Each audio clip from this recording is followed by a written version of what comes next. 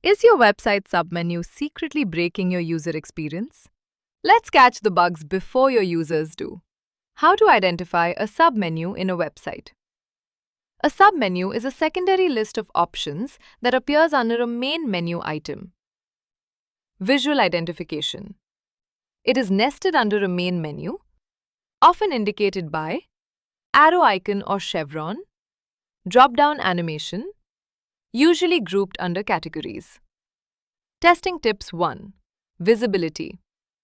Hover-click on main menu submenu should appear.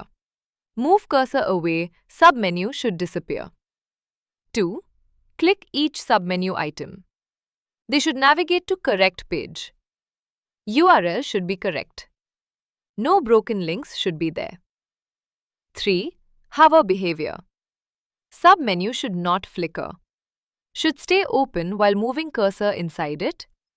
Should not disappear too quickly. 4. Alignment problems. Proper alignment under main menu. No overlap with other elements. Text should be readable. Common bugs. 1.